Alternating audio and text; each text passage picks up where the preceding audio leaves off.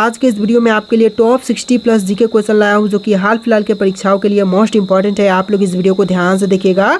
इस वीडियो में आपका पहला सवाल हो जाएगा, वन अनुसंधान संस्थान कहां पर स्थित है। दोस्तों, वन अनुसंधान संस्थान की बात करें तो यह है देहरादून में। ऑप्शन नंबर सी आपका बिल्कुल सही जवाब रहेगा, देहरादून में। चलिए नेक्स्ट क्वेश्चन, अरावली पर्वतमाला की सबसे ऊंची चोटी कौन सी है। दिलवारा, नाग पहाड़, गुरु शिखर या फिर अलगढ़। तो यह हो जाएगा गुरु शिखर, जो कि अरावली पर्वतमाला की सबसे ऊंची चोटी है। ऑप्शन नंबर सी आपका बिल्कुल सही जवाब रहेगा। चलिए अगला सवाल, गांधी इरविन समझौता किस वर्ष में हुआ था। देखिए, गांधी इरविन समझौता जो हुआ था यह हुआ था 1931 में। ऑप्शन नंबर सी आपका सही जवाब रहेगा, 1931 में। चलिए अगला सवाल, कुचिपुड़ी नृत्य का संबंध किस राज्य से है। देखिए, कुचिपुड़ी नृत्य का संबंध इनमें से हो जाएगा आंध्र प्रदेश राज्य से। ऑप्शन नंबर सी आपका बिल्कुल सही जवाब रहेगा, आंध्र प्रदेश से। चलिए क्वेश्चन नंबर 5 है, दूध की शुद्धता किस यंत्र द्वारा मापी जाती है।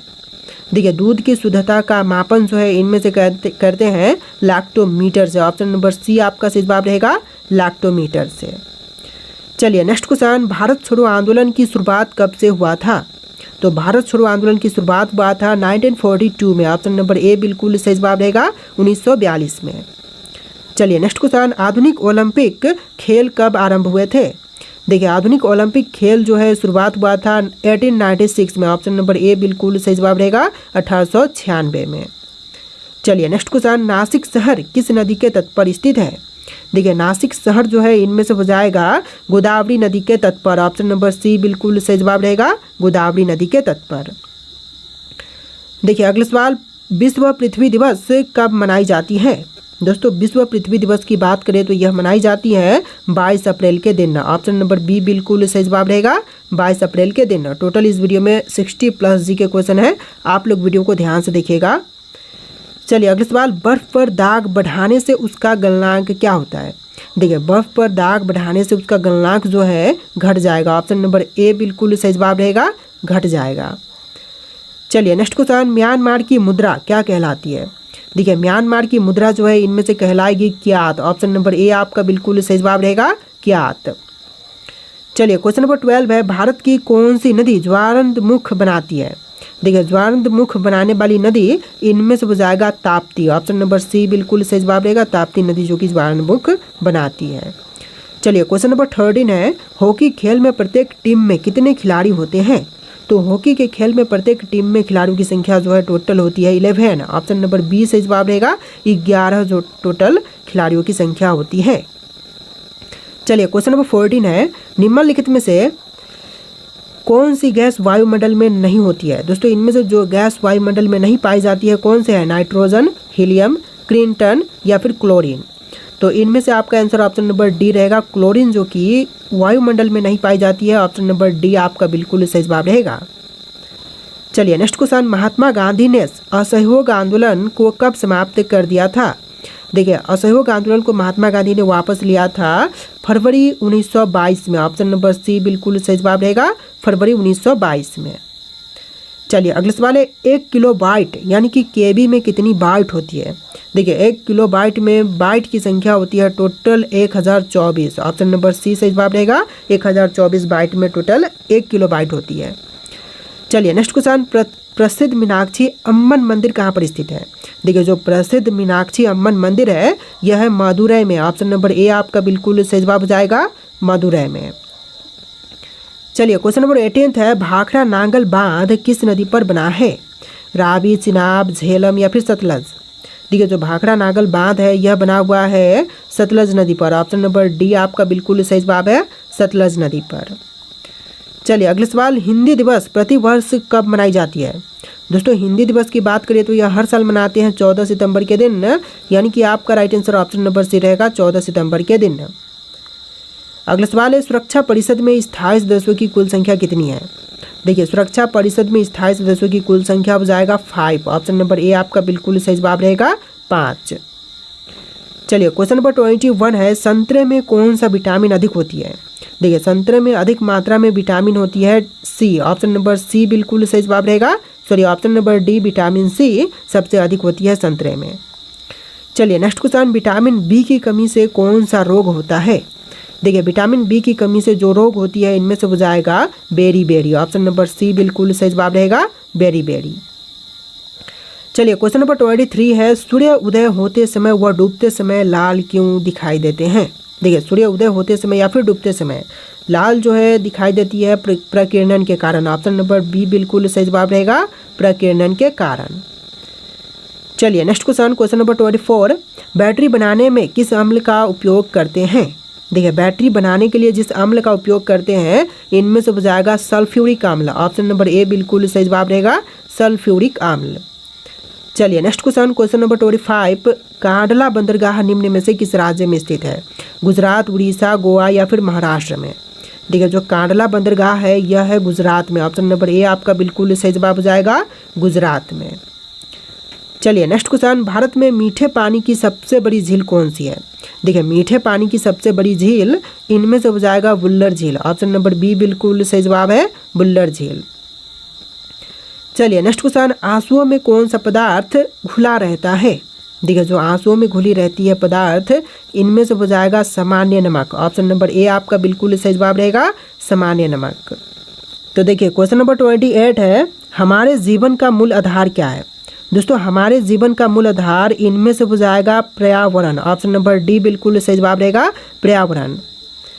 चलिए नेक्स्ट क्वेश्चन, सिंधु सभ्यता का प्राचीनतम बंदरगाह कौन सा है?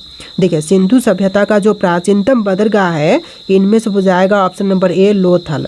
यानी कि आपका राइट आंसर क्या होगा? Option number A Lothal. चलिए नेक्स्ट क्वेश्चन नंबर 30, संगमरमर यानी कि मार्बल किसका रूप है? देखिए संगमरमर जो है यह रूप है चूना पत्थर का। ऑप्शन नंबर सी आपका बिल्कुल सही जवाब है चूना पत्थर। चलिए क्वेश्चन नंबर 31 है, अकबर का जन्म कहाँ पर हुआ था? मेरठ, रानीगंज, अमरकोट या फिर कोचीन? तो देखिए अकबर का जन्म स्थान इनमें से हो जाएगा अमरकोट। ऑप्शन नंबर सी आपका बिल्कुल सही जवाब रहेगा अमरकोट। चलिए क्वेश्चन नंबर 32 है, चीन ने भारत पर आक्रमण कब किया था? देखिए चीन ने भारत पर आक्रमण जो है किया था 1962 में। ऑप्शन नंबर बी बिल्कुल सही जवाब रहेगा 1962 में। चलिए क्वेश्चन नंबर 33 है, कोरबा कोयला खदान भारत के किस राज्य में स्थित है? देखिए कोरबा कोयला खदान की बात करें तो यह है भारतीय राज्य छत्तीसगढ़ में। ऑप्शन नंबर बी बिल्कुल सही जवाब रहेगा छत्तीसगढ़ में। चलिए क्वेश्चन नंबर 34 है, तालाब का पानी शुद्ध करने के लिए कौन सी गैस का प्रयोग करते हैं? देखिए तालाब के पानी को शुद्ध करने के लिए जिस गैस का प्रयोग होता है इनमें से हो जाएगा क्लोरीन। ऑप्शन नंबर बी बिल्कुल सही जवाब रहेगा क्लोरीन। चलिए नेक्स्ट क्वेश्चन नंबर 35, मैट्टूर बांध किस नदी पर बनाया गया था? देखिए जो मैट्टूर बांध बनाई गई थी यह काबरी पर बनाई गई थी। ऑप्शन नंबर सी बिल्कुल सही जवाब रहेगा काबरी नदी पर। चलिए क्वेश्चन नंबर 36 है, सबसे हल्की धातु कौन सी होती है? तो इनमें से सबसे हल्की धातु यह हो जाएगा लिथियम। ऑप्शन नंबर ए आपका बिल्कुल सही जवाब रहेगा लिथियम धातु। चलिए क्वेश्चन नंबर 37 है, पोंग बांध भारत के किस राज्य में स्थित है? देखिए पोंग बांध जो है यह है हिमाचल प्रदेश में। ऑप्शन नंबर बी बिल्कुल सही जवाब रहेगा हिमाचल प्रदेश राज्य में। चलिए क्वेश्चन नंबर 38 है, भारत का राष्ट्रगीत किस उपन्यास से लिया गया है? देखिए राष्ट्रगीत जो ली गई है यह ली गई है आनंद मठ से। ऑप्शन नंबर ए बिल्कुल सही जवाब रहेगा आनंद मठ से। चलिए नेक्स्ट क्वेश्चन नंबर 39, विश्व मौसम विज्ञान दिवस कब मनाई जाती है? दोस्तों विश्व मौसम विज्ञान दिवस की बात करें तो यह मनाते हैं 23 मार्च के दिन। ऑप्शन नंबर बी बिल्कुल सही जवाब रहेगा 23 मार्च के दिन।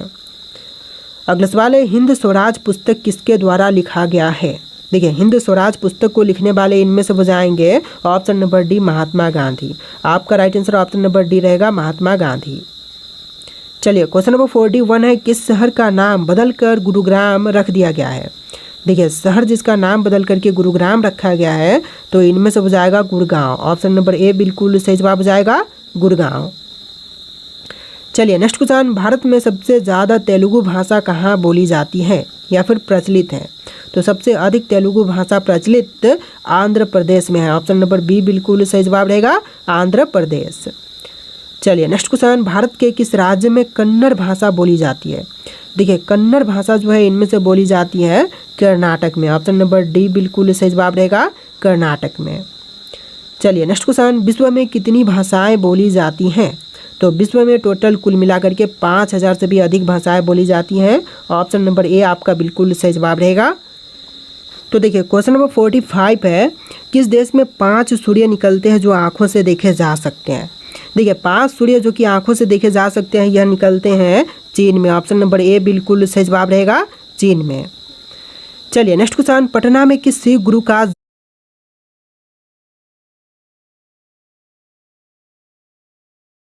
क्वेश्चन नंबर 45 है, किस देश में 5 सूर्य निकलते हैं जो आंखों से देखे जा सकते हैं।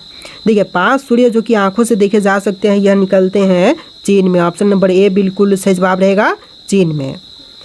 चलिए नेक्स्ट क्वेश्चन, पटना में किस सिख गुरु का जन्म हुआ था।